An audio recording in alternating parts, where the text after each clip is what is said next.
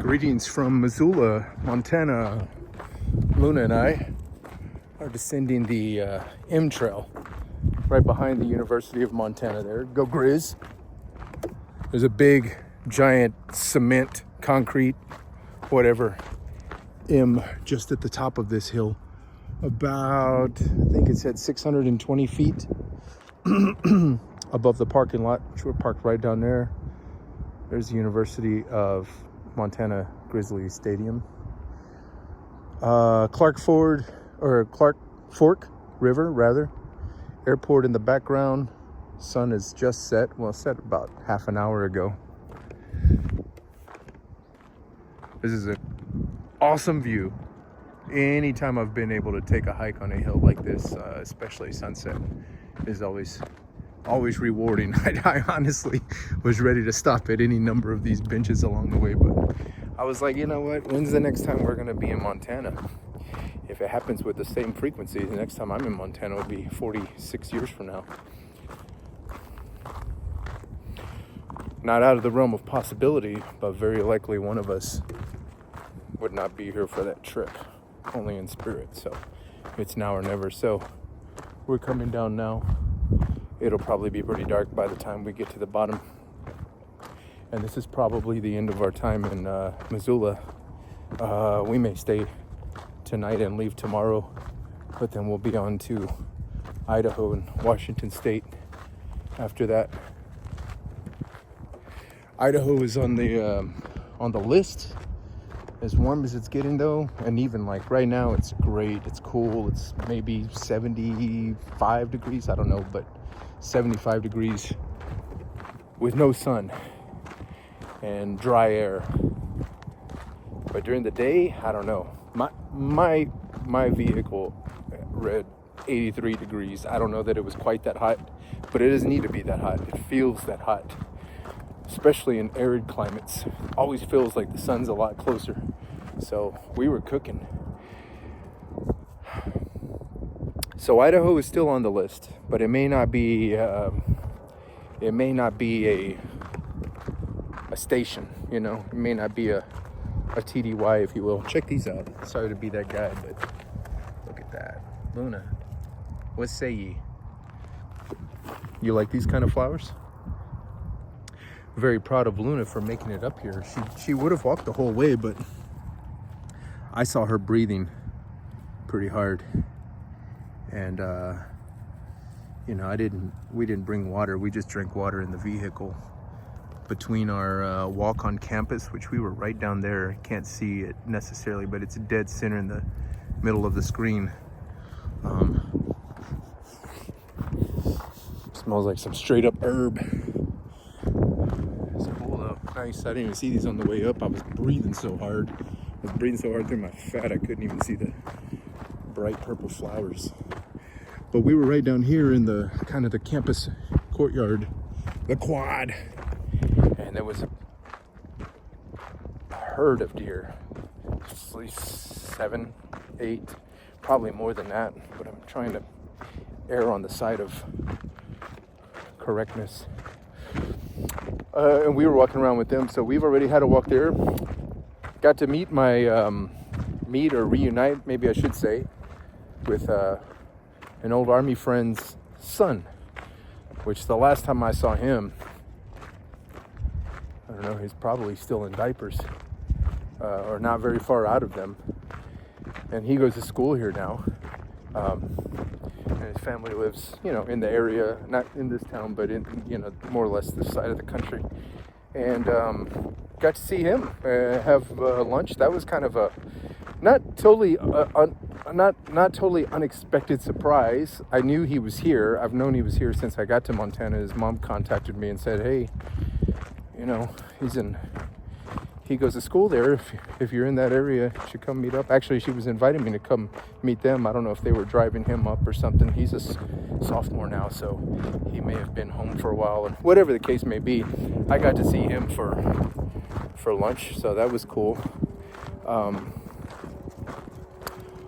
Sunday, so we also visited a church, which is kind of part of our routine.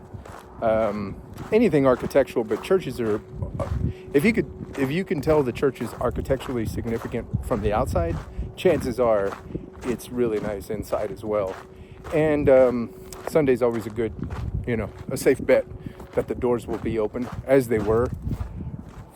Saint Francis Xavier, I believe, is the name. I didn't bother to memorize it. It's easy going down, ain't it, girl? Hell yeah. Now, I'm gonna double down and pretend like I know that that's the name of it. St. Francis Xavier, which is a Jesuit church, which Google it, because I haven't yet, so I'm not gonna pretend to give you a explanation of what Jesuit is, but it's a form or sect of Catholicism. Catholic churches are pretty safe bet that they're going to be pretty ornate inside, especially if they're old. And this one was very much a surprise. It was ornate. It's got the same, layout more or less, like where the different components of their church are. They're always about in the same place. Even if you go to a minimalist type church, or in this case, chapel, the Chapel St. Basil at University of St. Thomas in Houston, is very minimal, but it's still got the same things in the same position, more or less. So this one had all the fittings, all the fixtures, but man, the artwork inside was. I've never been to the Vatican. I know that, it probably doesn't do it justice imagining in my head what it would be like in the Vatican. But this gave me Vatican vibes, just very, very artistic. I don't want to say ornate or detailed, because a lot of it was painted, but the painting was sublime. Very, very happy that sometimes I don't really feel like going. I'm not a church person, definitely not a mass person. Even when I was a kid and going to Catholic church routinely, it was not exciting for me. But like I said, Sunday's a sure bet that the doors are going to be open. And there's other churches that, are really nice as well. We've seen some really nice Presbyterian churches. What was the other one? Presbyterian, Lutheran. I think we saw like a really, really nice Lutheran church.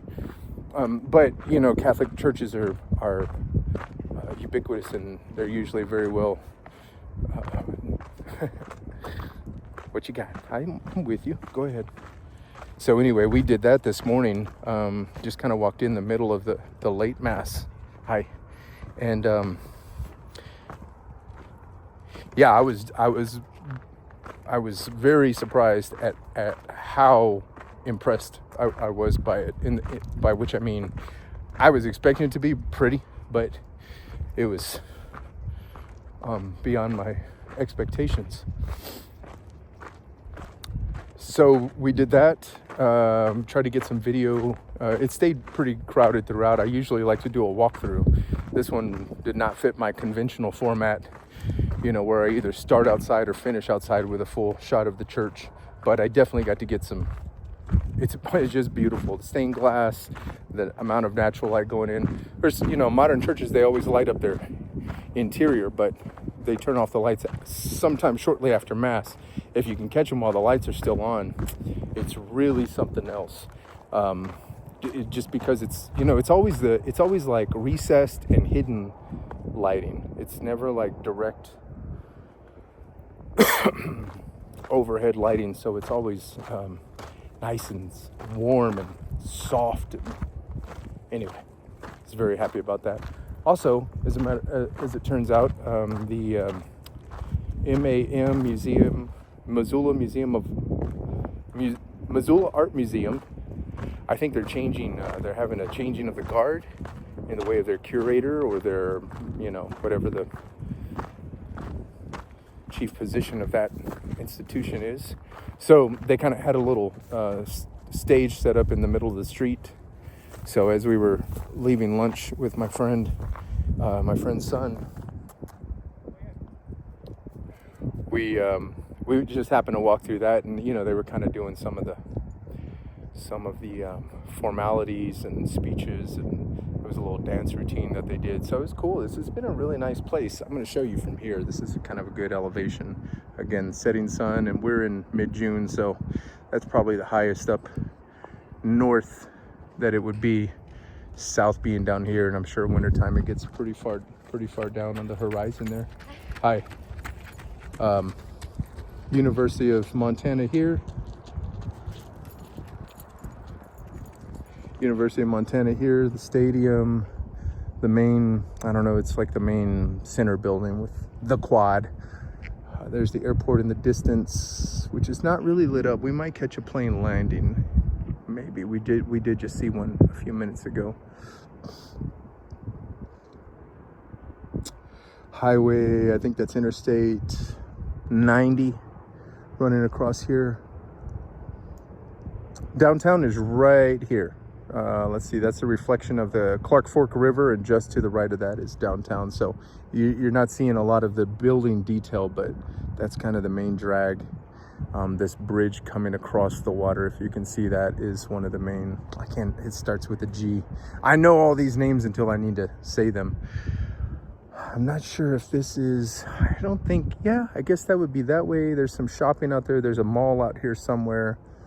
But then there's this big road that comes back up toward the highway. There's a Costco over there, a Walmart, Planet Fitness. I'll see you soon. Because it is shower time for sure, especially when the weather gets like this.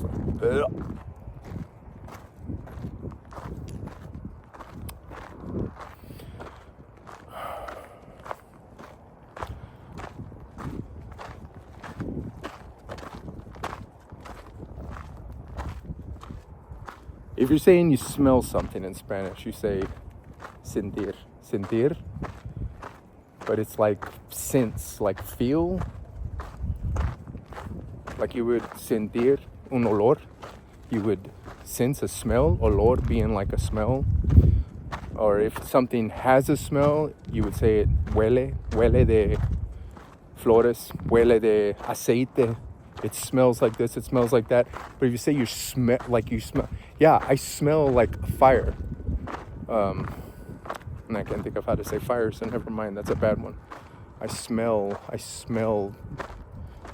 a dog. You could say huele de perro. But you could say sentir. Sentir. Now I'm confusing myself because I'm saying it too long. My point I'm trying to make is, since I've had COVID, I haven't really had full capacity of my smell. Now I've since gotten like allergies and lost even more than I thought I had lost. And I realized maybe I wasn't at 90%, maybe I was like at 80%. But my point of bringing that up is that when it's weather like this and you're getting hot and you're walking and you're sweating all day, even if you don't have the faculty of smelling, like you can't smell, you can still sense that shower time. So we'll be hitting up Planet Fitness here shortly. But that's about it for Montana. Our first trip, our inaugural trip to Montana, a beautiful state. I was remarking to somebody the other day, we were talking about it, and I was mentioning how every little state is kind of like just a shade, almost like a gradient, different from the previous state. So you might say, I don't know, Louisiana is pretty different, but from Texas, but not so much from East Texas. Like East Texas and, parts of Louisiana, like Shreveport, Baton Rouge, they kind of, you could feel some overlap. But like Central Texas, Louisiana, that's not the same thing. So maybe I wasn't the best example. Let's say Tennessee. Tennessee is probably a fair mix, at least parts of it, of like Kentucky to the north and say Georgia to the south, or Alabama to the south. You could say that. So like Texas, West Texas specifically. Yeah, baby. She's telling me she's tired of walking. Well, I feel that. I can't fault you there. 1, 2, 3. West Texas sliding into New Mexico, you know, it's not a big change in temperature, for example. But then you go from New Mexico to Colorado, and you kind of see how, like, yeah, New Mexico's kind of like a mix of, like a blending of Texas, West Texas, and Colorado, yeah. And you get to Wyoming, you're like, yeah, Colorado is kind of like a mashup. Like if New Mexico and Wyoming had a baby, it would be Colorado.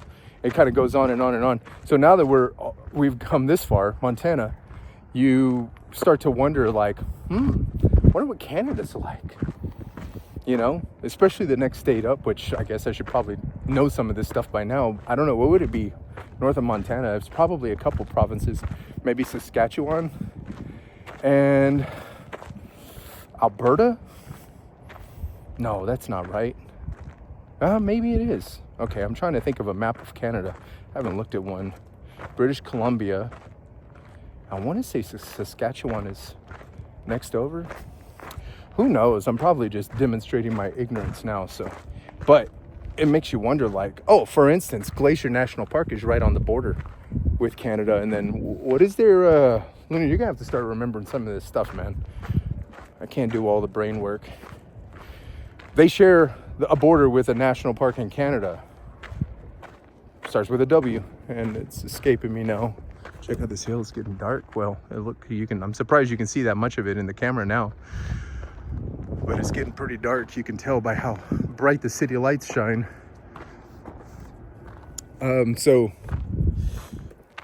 Whatever the park is in Canada that's adjacent to, that's a sister park or to Glacier National Park in the United States, it's the same terrain, you know, it's just the political border kind of divides it into two parks, but it's effectively the same park.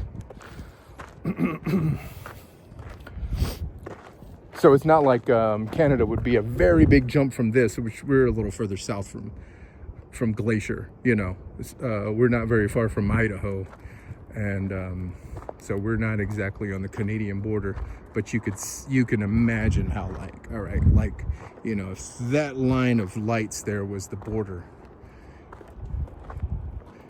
then Canada, you'd be looking at it. It's not like it's a complete night and day, just like the states in here in the U.S. that I've been mentioning. So makes you wonder, like, oh, now I'm really intrigued.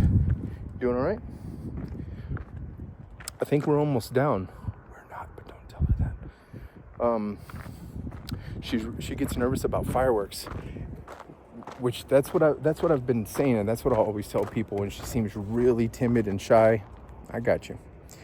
At night, like, yeah, it's because she's anticipating the fireworks.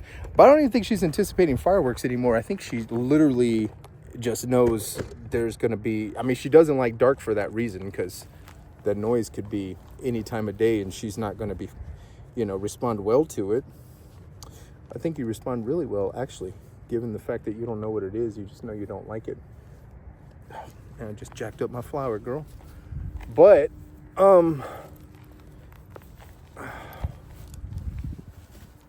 somebody saw me carrying her up earlier. It's like, oh, somebody's spoiled. And she is. But she's put in a long day. I walked around looking for a shirt. I finally got a Montana shirt. It took all of the month. I haven't really found one that I like until we got to Helena. And then I didn't buy it because I was like, yeah, I'll have another chance to buy it. And I definitely did not.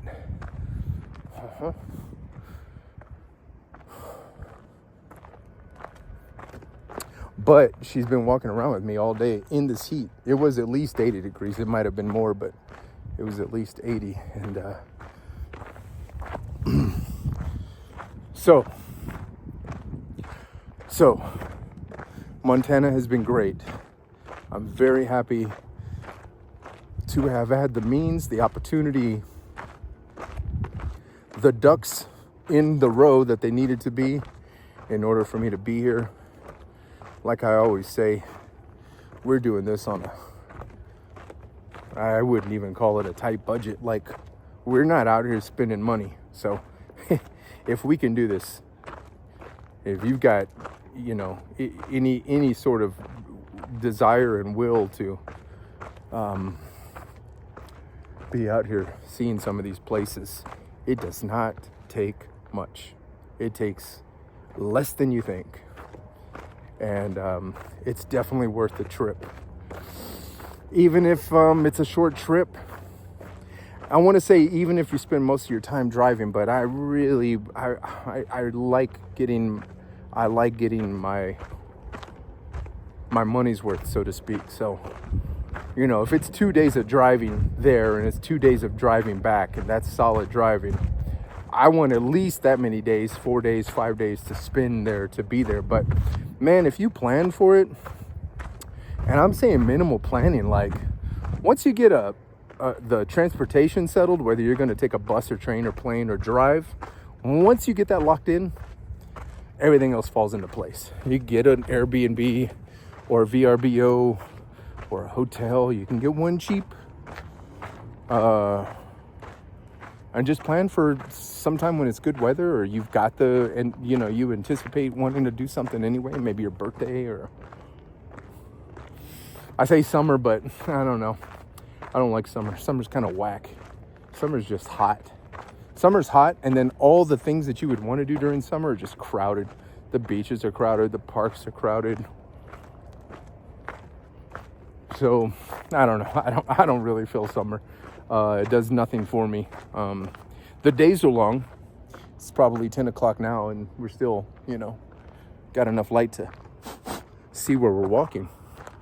And the sun rises here, at least, since we've been here in June, talking like 5:30 maybe. That's nice to have that much daylight. I like having that much daylight, as long as you're not, scorched during all of it. But other than that, temperature-wise, crowd-wise, of course, like the rates for rooms and everything goes up because of the demand. But if you plan what they call a shoulder season, which if you don't know what that is, I did not know until this year. I have never really heard that term used. That's basically the time between winter and summer.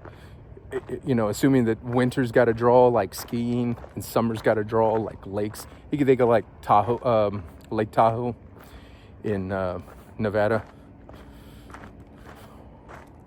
California.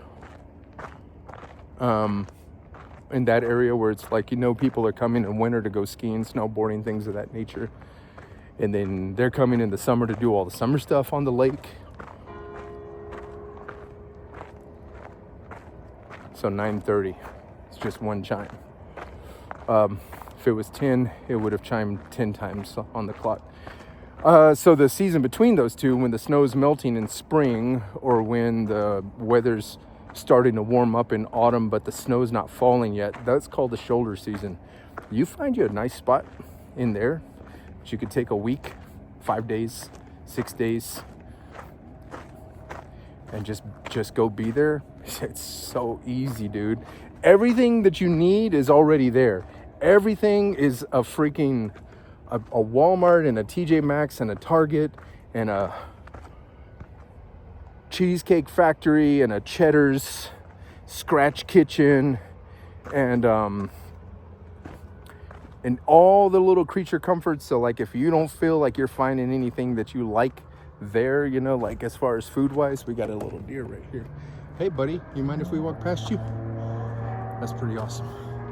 They're just chilling. I really don't want to scare him, but I'm sure he knows he's had some good eating. I'm giving him this little purple flower I got. Hello, friend. Don't mind us. We're just talking on the World Wide Web. It's a series of tubes. Yeah, where we communicate with people all over the world.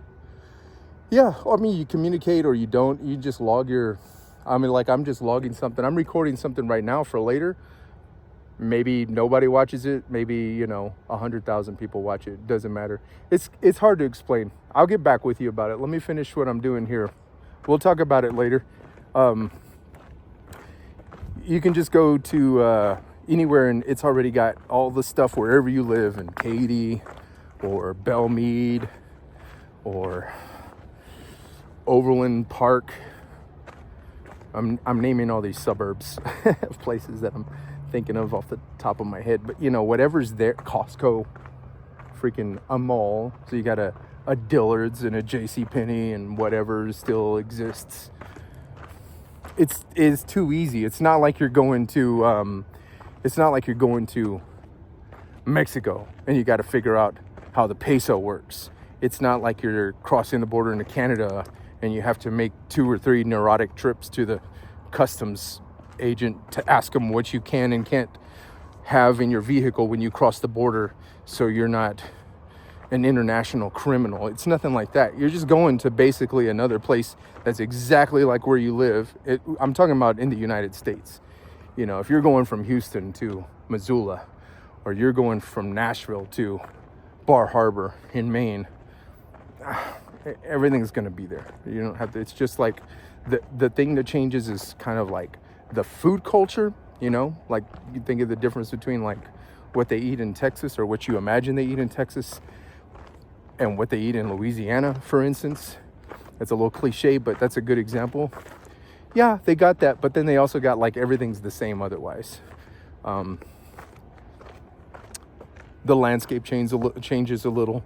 Obviously, you know, you get some places that are more mountainous. You get to some places that are more of like a beach vibe. You get some places that got both. That's nice. But it's too easy to travel. And the U.S. is so big, you don't realize how big it is. And it's all like, but it's also close. Like you could probably drive from Houston to California, at least cross the state line, in 24 hours, you know, nonstop. You know, you're probably not going to do that, but you could on one road. You're just on I-10 the whole time. You know, you'll stop for gas and bathroom breaks and find something to eat and find some little turquoise store along the highway and come across Route 66 and whatever. You'll find things to distract you. But if you just wanted to, you know, focus and drive, you could be there. You could be from you know, Texas to California in a day's time. Same thing in the other direction. Same freeway. You can take I-10 all the way to Jacksonville, Florida, and then it's a few hours, but it's a few short hours down toward you know, not the Panhandle, rather Miami. You know, maybe a couple more hours into Key West. But you can get all these places in car. And even this vehicle that we're in, this family vehicle, Gold member, it's absolute gas guzzler.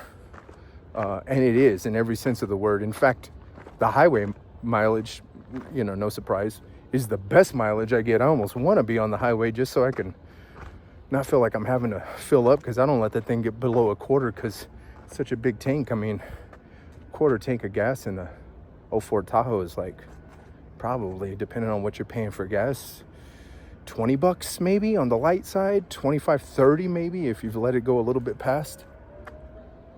What are we hearing over here, man? That deer was kind of cool. He was asking good questions for a deer. And it's nothing. There she is right now. I'm just gonna shout out Gold member. She's over there on the other side of that building. But she's holding it down. That has been a very, very amazing truck. I've been very good for my mental health and our freedom to travel and having a safe, comfortable place to be out of the elements. My point is, you can do this. So 24 hours any other direction, you could drive from Texas to, I'm using Texas because that's a state that I'm really familiar with, at least. You know, like if we drove to, we went from Houston to Colorado with the boys a couple of times. And most of that drive to Colorado was in Texas. That's how big Texas was. But, you know, a couple more hours across the top of New Mexico. And look how she is. My bad, girl. You got to say something. She got one leg down there somewhere. And the other three are just like, she looks like somebody didn't pack their luggage right. Yeah, you drive to to Tulsa from Houston. Most of that drive is in Texas. Yeah, and of course the terrain and everything changes. You drive through a couple cities probably, but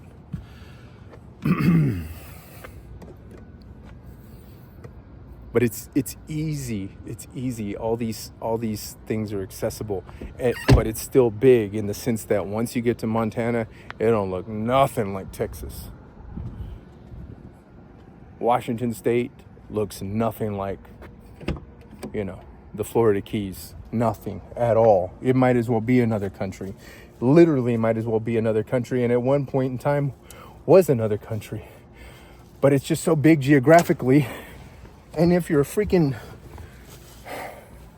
weather slut like I am, you drive down to, I'm not telling you to do this, but you could drive down to Key West in January, and it's 65, 70, maybe upper 70s on a warm day, and it'd probably get 80 in there somewhere, and it's hot, sure, but it's the coolest it's ever going to be.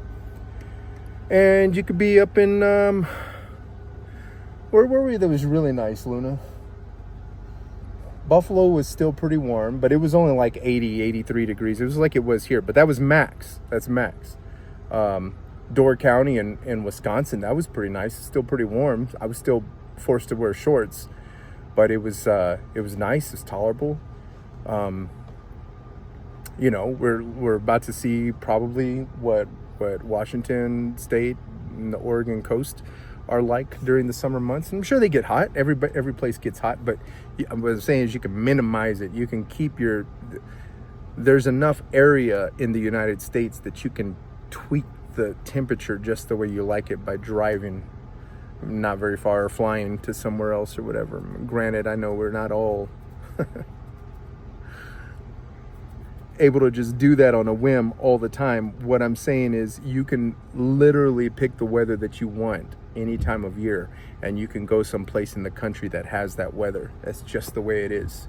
So it seems like a shame to live in a country like this with the freedoms that we still have, aka privileges, while we still have them, till somebody takes them away or does something stupid, and to not explore this, because maybe you can't go to the Swiss Alps, but I bet you can go to Glacier National Park, and maybe you can't go to the Bahamas or the Caribbean, but I bet you can get to Key West, Key Largo, Cow Key. What's the one with the bridge, Luna? Was that Cow Key? No, I don't remember either. Anyway, that's enough of that. We're signing off from Missoula, Montana. A wonderful little college town, college city. It is a town, probably 40, 50,000. I'm not sure exactly. Maybe more than that. But it's got everything that a city's got. So I'm inclined to say small college city. And we're off to another state here shortly. Tomorrow's the 30th. We'll be wrapping it up. I've got a couple of postcards left to write so that they're postmarked from Montana for my nieces and nephews. And we'll see. We'll see how it goes. So good night from Missoula, Montana. Wish you were here.